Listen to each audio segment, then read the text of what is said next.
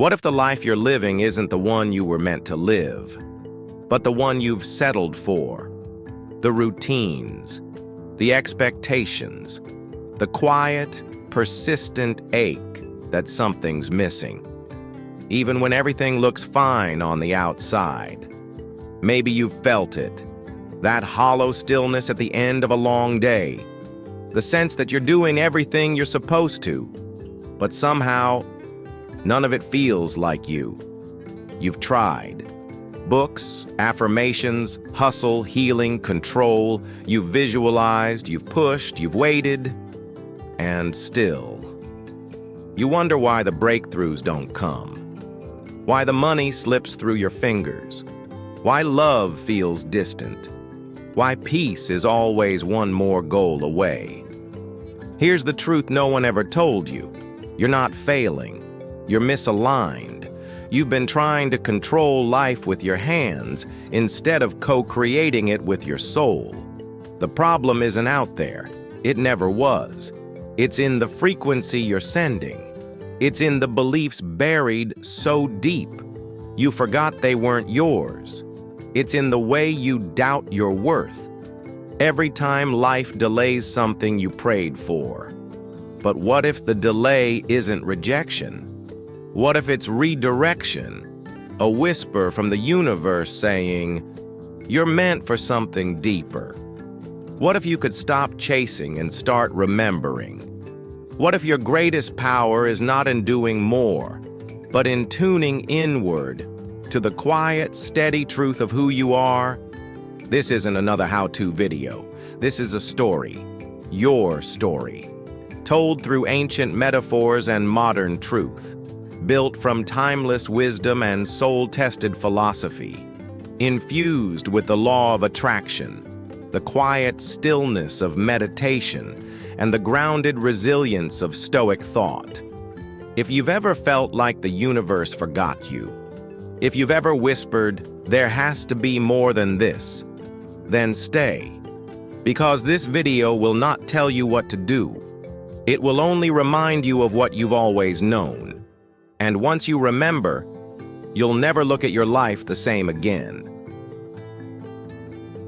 From the moment we're born, we're handed a game board, a map of how life should be. Study hard, work harder, earn more, follow the rules, stay in line, dream, but not too much, fail, but not too often. And maybe, just maybe, you'll be happy. But what if that board isn't yours? What if every square, every rule, every limit was designed not by your soul, but by the world? A world that benefits more from your obedience than your brilliance. In ancient texts and quiet traditions passed down from sages, there's a radically different view of life. Life isn't a script to follow. It's a game of choice. And you are not just a piece on the board. You are the one designing it. In the original transcript, we meet a metaphor. A mountain shrouded in mist with the traveler below, unsure, questioning. It tells us, you are not merely a traveler. You are its architect. That line? It's not poetic fluff. It's a spiritual technology. Because once you realize that your thoughts, your vibration, your alignment are the blueprint of your reality, you stop waiting for life to figure itself out, and you start designing it intentionally, soulfully, moment by moment. Let's ground this in the now. Picture this. You wake up, check your phone, scroll mindlessly, read bad news, compare, worry, react. You haven't spoken a word, but your energy is already in survival mode. You go through your day as if you're trying to win someone else's game, proving, performing, protecting. But what if you began your day as the architect? You wake, you breathe, you tune in, you choose the energy you broadcast, you choose how to show up, even when circumstances remain unchanged. And from that inner frequency, your outer reality starts to reshape, not through force, but through resonance. Here's a detail you might have never heard. In the Hermetic teachings, ancient philosophy said to predate even early Egyptian texts, the phrase, "as above, so below, as within, so without," wasn't meant to sound poetic. It was literal physics of the soul. Your inner state, your energy, is constantly projecting a pattern, and life is just the mirror. It's not magic, it's design. Just like a chess master surveys the board, not to react emotionally, but to respond wisely. You too have that power, to see the bigger pattern, to pause, to choose your move, instead of letting the board move you. That's what it means to be a conscious creator. Not to have it all figured out, not to always win, but to know you are no longer at the mercy of the game, because you've remembered. You are the one writing the rules. There's a reason you hesitate before making a big decision, not out of fear, but because something inside you is whispering, wait. Call it intuition, inner guidance, soul knowing. It's that quiet signal that pulses behind the noise, and most of us were trained to ignore it. We were told to choose what's practical, to trust the system, the strategy, the expert, to follow the proven formula, even when it feels like betrayal. But here's the truth, buried beneath it all. You already know, you've always known. It's not that you don't have a compass, it's that the world taught you not to use it. Your inner guidance system, the one designed to steer you toward alignment and away from chaos, still works. It just needs you to trust it again. In the original transcript, a story is told. A sailor lost at sea, finding his way home not through maps or logic, but by listening to the stillness inside. That's not just allegory. It's real life. Think about this in modern terms. Have you ever been on the edge of saying yes to something, a job, a relationship, a move, and felt a quiet discomfort even when everything looked perfect on paper? That wasn't fear. That was your compass saying, this isn't aligned. And maybe you ignored it. Maybe you said yes anyway, and later, it unraveled. Sound familiar? Now here's the fascinating part.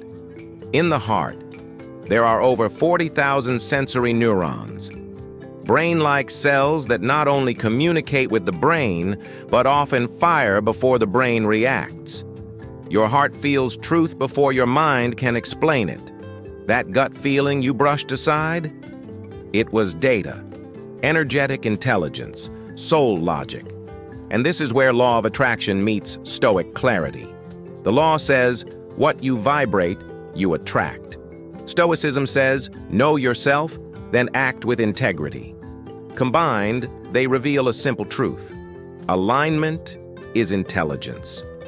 When you tune into that inner compass and trust it, your life stops feeling like a maze.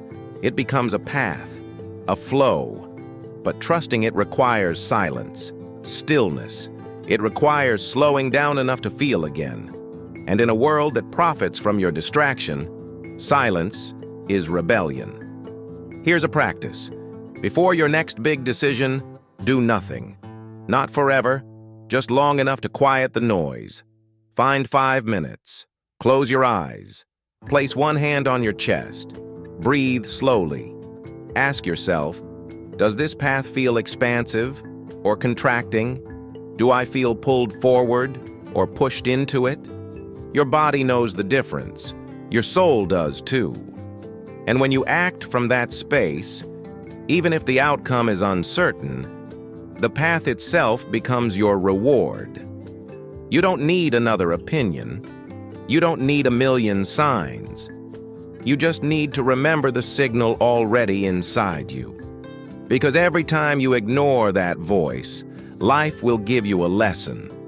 But every time you honor it, you step closer to a life that feels like home. Imagine walking into a room where no one speaks, no words, no gestures, just presence. and yet somehow you feel everything. You know who's tense, who's calm, you sense who's open and who's closed. That's vibration. We often think of energy as something abstract, a concept from New Age books or quantum physics. But vibration is real, it's measurable, and more than that, it's the actual language your life listens to. In the law of attraction, vibration isn't a metaphor, it's the medium. In the original transcript, the idea of raising your vibration is echoed throughout, through gratitude, joy, intentional thought. But let's break it down, not spiritually, biologically. Your thoughts trigger emotions. Emotions create chemicals. Those chemicals affect your nervous system, your posture, your breathing, your hormones, all of which shift the literal frequency you emit. You've felt this. Walked into a room and felt heavy for no reason? Talked to someone and instantly felt drained or lit up. That wasn't magic. That was energetic coherence, or the lack of it. The truth is, you're not manifesting what you want. You're manifesting what you are. It's not just about visualizing your desires. It's about vibrating as if you already hold them. Think about a radio. You want 96.5 FM, but you're stuck on 88.1. No matter how badly you want the music, unless you tune to the frequency, you'll never hear it. Life works the same way. Let's look at this in a modern example. Two people launch the same business, same tools, same industry, same social media tactics. One thrives, one burns out. Why? It's not always strategy, it's vibration. One operates from abundance, purpose, clarity. The other from fear, pressure, and proving. Your why matters, but your frequency matters more. Now here's something fascinating. A study from Heart Math Institute found that the human heart creates an electromagnetic field up to 60 times stronger than the brain and can be measured several feet outside the body, which means your vibration is literally affecting people and environments around you without you speaking a word. When you're in coherence, heart, mind, body aligned, people feel it. Opportunities flow to it. Ideas spark from it. You become magnetic, not because of effort, but because of resonance. And yet, most of us vibrate from fear, scarcity, unworthiness. We affirm abundance with our words, but emit doubt with our being. That's where the disconnect happens. That's why results don't come. The Stoics had a silent version of this wisdom. They said, "Man is disturbed not by things, but by the view he takes of them." Translation? Your external doesn't matter. What matters is the energy behind your interpretation. So how do you shift your vibration? You don't fake it, you feel it. You cultivate emotions that match what you desire before the desire arrives. Gratitude for what's already here. Joy in simplicity. Presence in stillness. And from that state, action becomes alignment. Life becomes flow. Try this. Each morning, ask yourself, what emotion matches the life I desire? Then do one thing that evokes that emotion, even in a small way. Dance, meditate, walk, laugh, serve, whatever pulls you upward. Because when your frequency rises, everything else responds. We spend so much of life gripping tightly to dreams, to people, to outcomes, to the version of ourselves we thought we had to be. And yet, how much of your exhaustion comes not from trying, but from holding on? The paradox. The more you force, the more things slip. The more you try to control, the less you feel peace. The more you chase, the further the life you desire seems to run. In the transcript, we meet the sculptor. He doesn't create the masterpiece by adding more. He creates it by removing what doesn't belong, and so must we. Letting go is not surrendering to failure. It's surrendering to flow. It's releasing the illusion that you are the architect of every detail, while remembering you are the architect of your alignment. This principle is echoed in both ancient wisdom and modern recovery. In Stoicism, the practice of amor fati, love of one's fate, doesn't mean passive acceptance. It means radical trust in the unfolding. It means choosing to believe that life doesn't happen to you, but for you, even when it hurts. Think of the last thing you tried to force. Maybe it was a relationship, a business outcome, an image of who you had to be. Now ask yourself, did the forcing bring peace? Did control ever deliver clarity? Now let's explore a modern example. Imagine someone who desperately wants to be seen. They chase likes, post every day, optimize every caption, study every algorithm, and yet, the growth never feels satisfying. The audience never seems real, because underneath the strategy is a vibration of lack, of needing to prove. Now picture someone else. They create from joy, from truth. They release each post like a message in a bottle, not needing validation, only expression. And somehow, their reach multiplies. Why?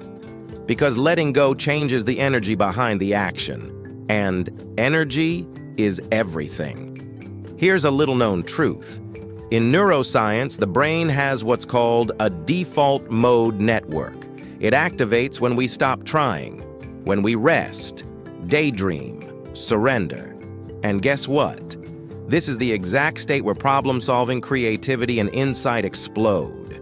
Your brain, your soul, your life work better when you stop pushing.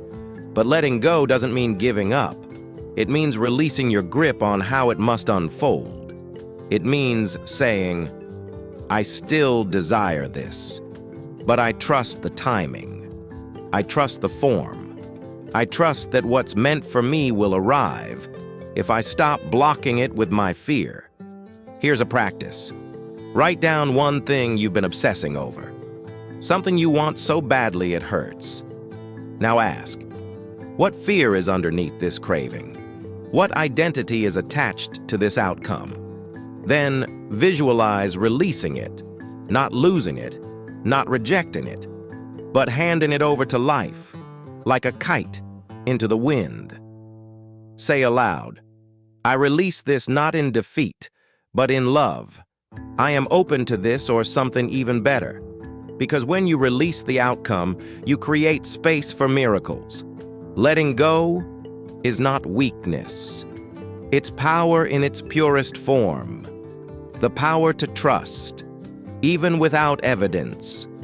The power to rest, even while waiting. The power to walk away and still believe you are enough.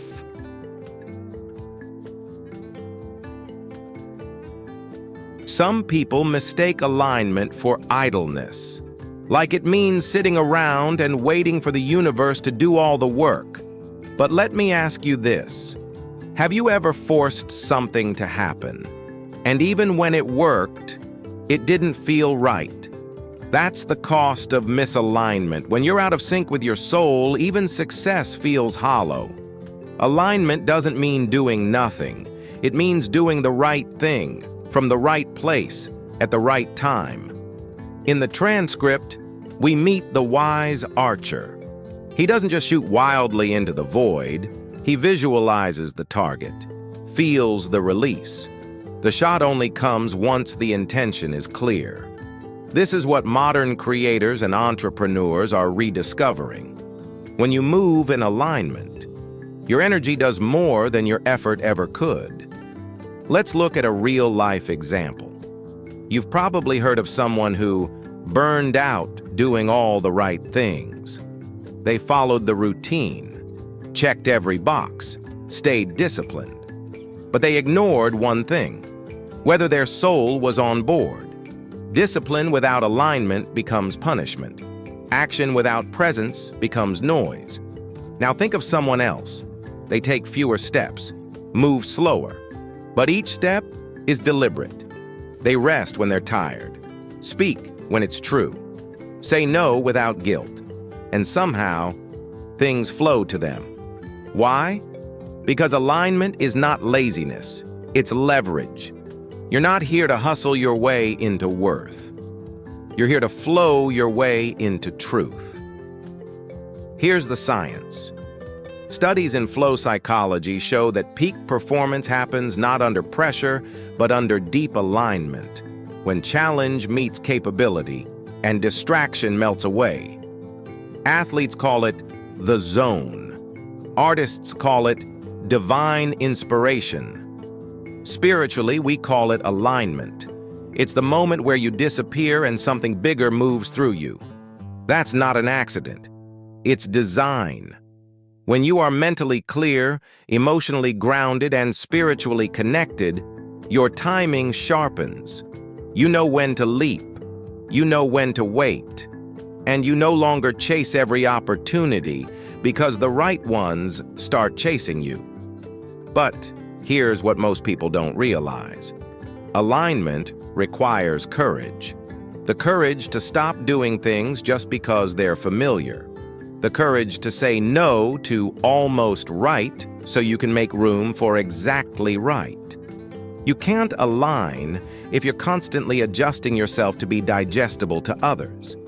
You can't align if you're afraid to disappoint expectations you never agreed to. So here's a question. Where in your life are you moving from fear, not faith?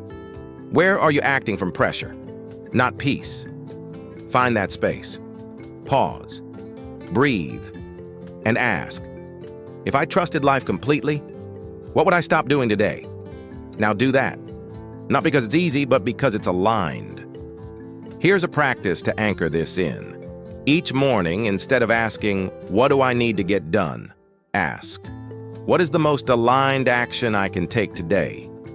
Then listen. And let that one action set the tone. Because when your energy is aligned, your action is amplified. Alignment isn't a pause.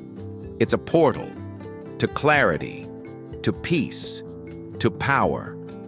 And when you step through it, you stop being the one chasing life and become the one life aligns with.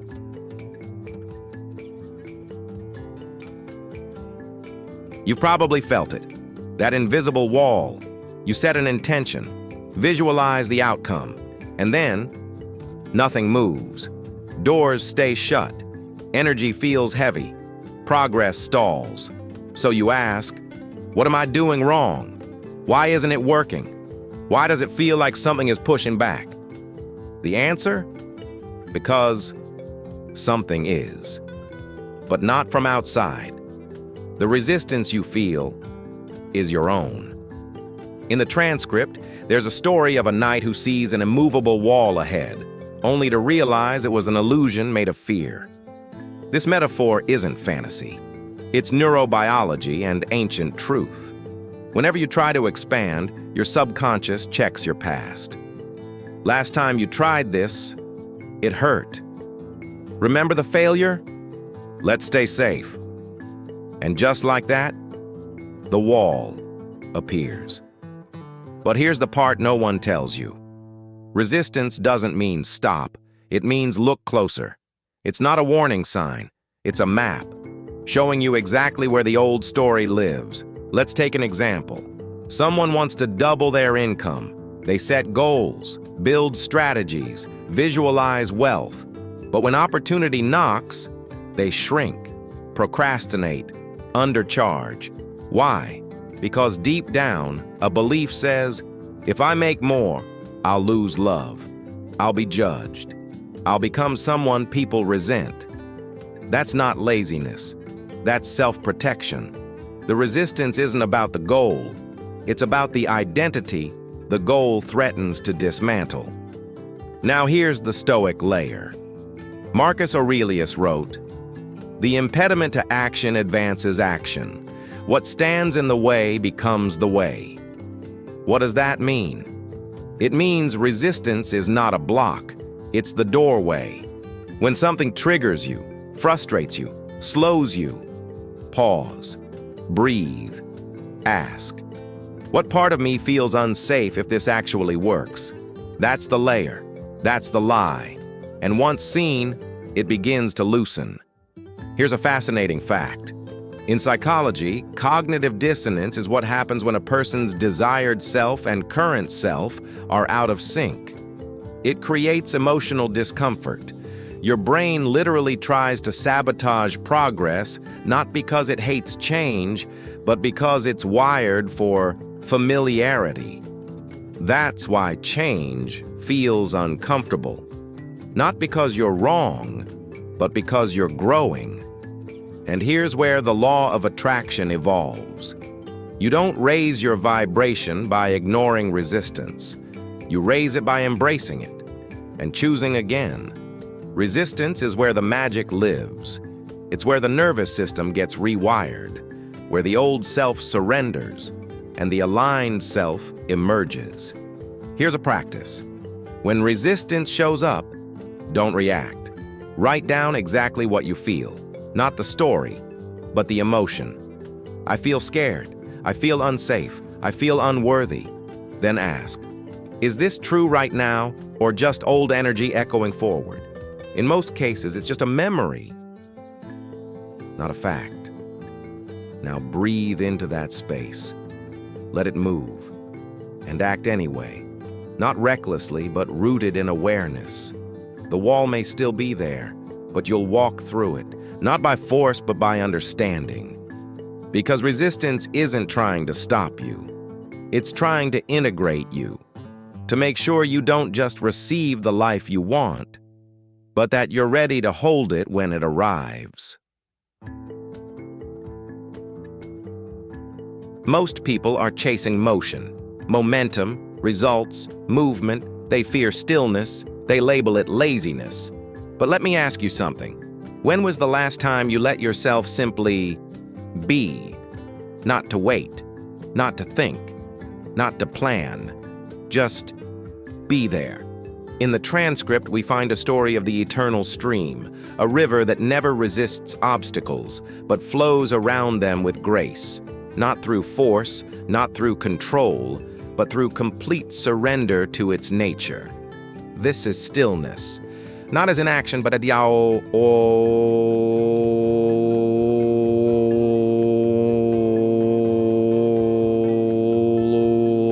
You've been taught that success requires constant forward motion, that silence is wasted time, that you must always be doing something. But the wisest energies, water, breath, intuition, don't yell. They whisper. And only those still enough can hear them. This is where the law of attraction deepens. Because the vibration of creation isn't always loud. Sometimes it's found in the quiet moment between thoughts, in the gap between inhale and exhale, in the soft space where your soul gets louder than your schedule. Here's a paradox to sit with. The more you slow down, the faster you align. Why? Because stillness isn't passive. It's magnetic. In quantum physics, particles shift based on the observer's attention. Reality literally responds to consciousness. But consciousness can't see clearly when it's cluttered. That's why monks spend hours in silence.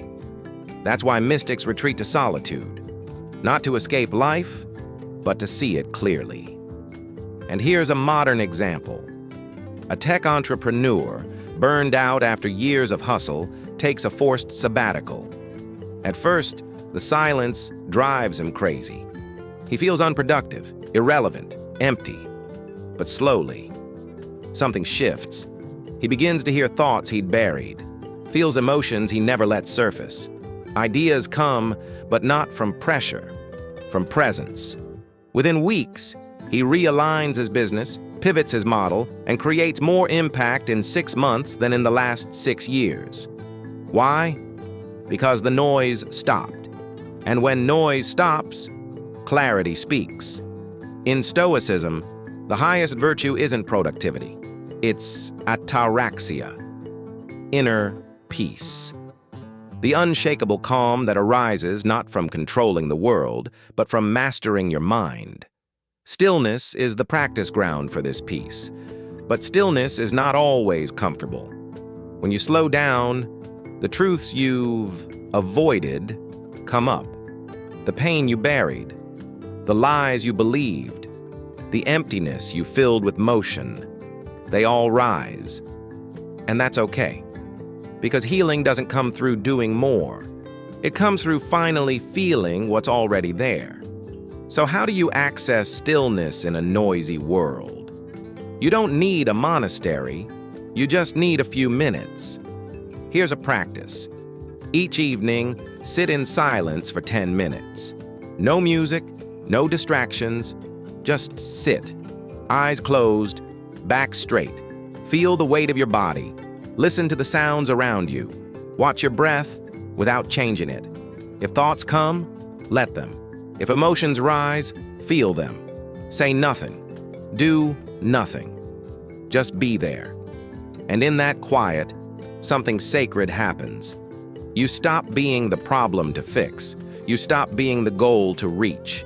You become what you've been seeking, a space for truth to land. Stillness is not the pause between life. It is life. Unfiltered, undistracted, uncompromised. And when you allow it, you remember that you were never lost. You were just too loud to hear the whisper. There's a moment in life when the stillness starts to speak, not in words, but in a pull, a direction, a quiet certainty that says, this way. And when that voice rises, it's time to move. But move how? That's the question most never learn to answer. They run, but without compass. They act, but from fear, not alignment. You don't need more action. You need inspired action. The original transcript tells the tale of Kieran, the warrior who waited. While others pushed, planned, fought, he listened. And when the wind rose, he moved, swift, clear, aligned. That's the power of acting from within, not from desperation, not from control, but from that deep internal yes. And this is where law of attraction meets modern reality. You can't just visualize and wait. You must meet the vision with movement, but the right kind. Here's a modern example. A woman dreams of becoming a published writer.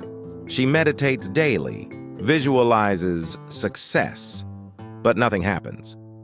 Until one evening she feels a strong nudge to revisit an old email draft. Inside, she finds a forgotten reply from an editor. That spark leads to a submission, a meeting, and eventually, a book deal. Was it magic? Number. It was resonance, a frequency match between inner readiness and outer opportunity, but that match only happens when action flows from stillness, not from struggle. Let's pause on a subtle truth. Impulsive action and inspired action look similar on the outside, but feel entirely different on the inside. Impulsive action feels urgent. It's loud, reactive, based on fear of missing out. It might get results, but rarely brings peace. Inspired action is quiet, intuitive, calm. It often comes with no guarantee, but deep inner clarity. And that clarity changes everything. Here's a curiosity few talk about. Most people are not afraid of failing. They're afraid of choosing the wrong action and wasting time. But time is only wasted when your actions are misaligned.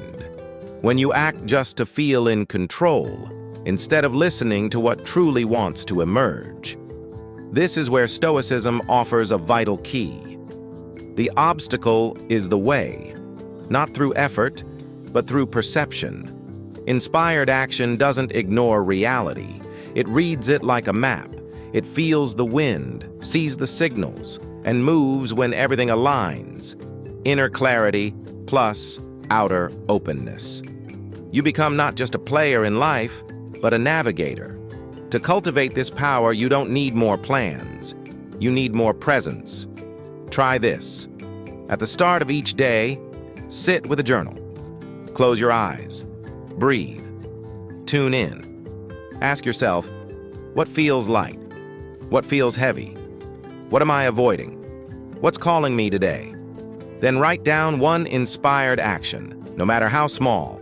Not what you should do, but what your deeper self wants to do. Over time, you'll notice something beautiful. Your days become clearer, less frantic, more meaningful. You start moving with the rhythm of life, not against it. And as you do, synchronicities increase. You meet the right people, read the perfect book, have the conversation that shifts everything. It feels like coincidence, but it's not. It's alignment.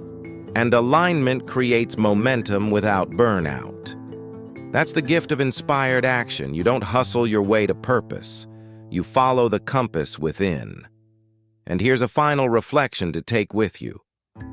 What if the next breakthrough in your life isn't one more step forward, but one step inward? There comes a day when the world goes quiet. The noise fades. The race pauses.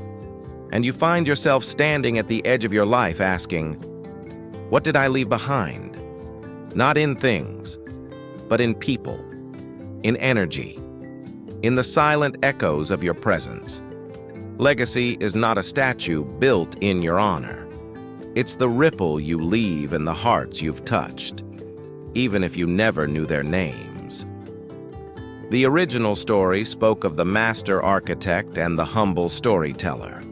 One carved cathedrals into stone. The other carved wonder into the minds of villagers by firelight. Both are gone now, but their influence remains, carried forward not by monuments, but by meaning. That is legacy. It's not what you built. It's what you awakened in others. In our modern world, legacy is often mistaken for success, followers, revenue, buildings with your name. But what if your real legacy isn't built through achievement, but through alignment? Let's take a real-life example. Fred Rogers. Mr. Rogers never built a company. He wore cardigans, spoke softly, and taught children to feel safe in their own skin. Decades after his passing, people still cry watching clips of his show. Why? Because his presence was pure intention. He embodied safety, kindness, stillness, qualities we forgot we craved. That is legacy. To live so fully in your truth that your being becomes a gift to others. Here's something most people don't realize. You are already building your legacy, right now, with every conversation, every decision, every moment you choose alignment over autopilot. A mother choosing to heal her trauma so her child doesn't inherit it. A barista offering presents to a stranger who was about to give up. An artist painting through grief and giving others permission to feel. These don't make headlines, but they make history in the quietest, most meaningful ways. Here's a surprising truth. The impact of your life may not be fully seen until long after you're gone. And that's not a tragedy. That's grace.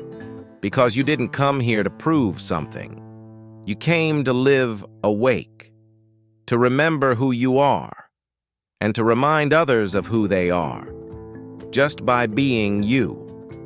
This is where the law of attraction reaches its highest octave. You don't manifest just for yourself.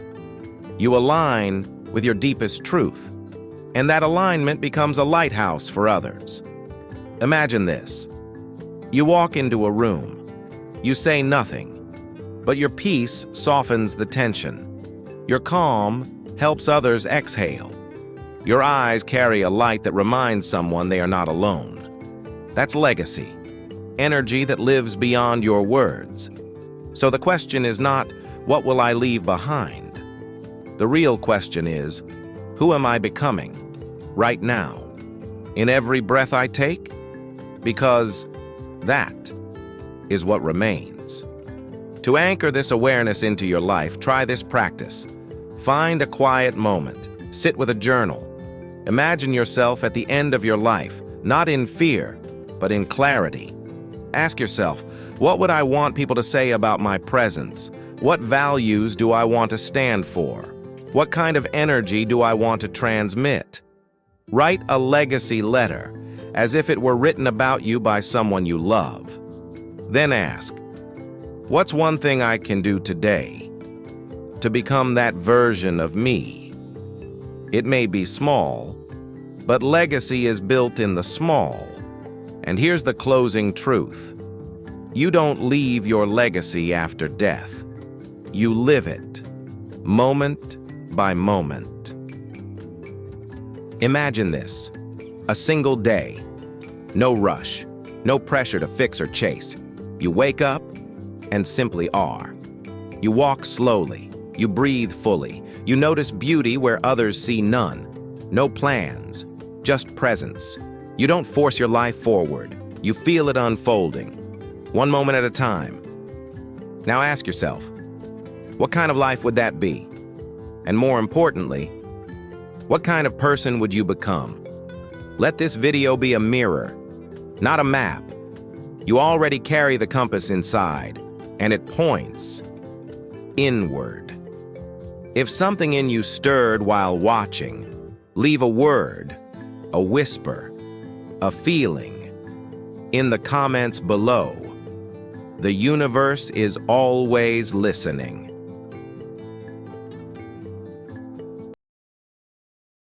You've listened. You've felt. Maybe something shifted inside. But inspiration without integration is just a spark that fades. Let's make it last. Here's a 5-step daily practice to help you live the core principles of this journey, not just think about them. 1. Begin with stillness. 5 minutes. Start your day before the world grabs you. Sit somewhere quiet, eyes closed, no music, no goals, just feel your breath enter and leave. Feel your body, the weight of being human. You're not trying to meditate perfectly. You're remembering that silence is your natural state. This resets your vibration before it gets hijacked. Why it matters. Presence is the starting point of all alignment. Before doing, just be. 2. Ask the 4-question compass. Open your journal. Write without judgment. Ask, what feels light right now? What feels heavy? What am I avoiding? What's quietly calling me? Let your answers come freely. Even one word is enough. Why it matters. This bypasses the to-do list and goes straight to inner truth. It separates fear-based action from soul-led direction. 3. Inspired action. 1 step only. From what you wrote above, pick one small action that aligns. Not what impresses others. Not what feels productive. Just one action that feels right. Maybe it's writing 1 paragraph, sending a message you've delayed, drinking water with presence, saying no. Why it matters. Aligned action builds trust with yourself. You show the universe, I'm listening, I'm moving with it. 4. Reframe resistance. Sometime during your day, resistance will rise. That moment you don't want to show up. The old voice that says, you're not ready. Pause. Breathe. Then say to yourself, this is not a block. It's a signal. It's redirecting me. Now ask, what is this resistance trying to protect? What truth is it hiding? Don't fix it. Just notice. You've just turned pain into a compass. Why it matters. You stop reacting from fear. You start relating to fear with compassion and clarity. 5. Close with gratitude. Plus, surrender. 3 minutes. Before sleep, sit again. List 3 small things that felt alive today. Not accomplishments, moments, a stranger's smile, a moment of clarity, that breath when you chose peace over panic. Then say quietly, I release what I can't control. I trust what I can't see. Let go. Why it matters.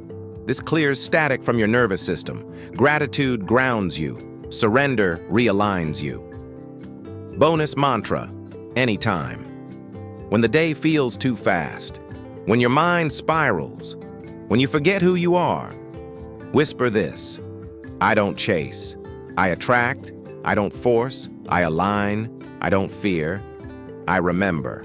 Repeat until your breath slows, until your shoulders drop, until your truth feels closer than your thoughts. This isn't a perfect system. It's a daily conversation with your soul. Some days you'll forget. Other days, you'll feel alive in a way that doesn't need explanation. Just begin again, and again, and again.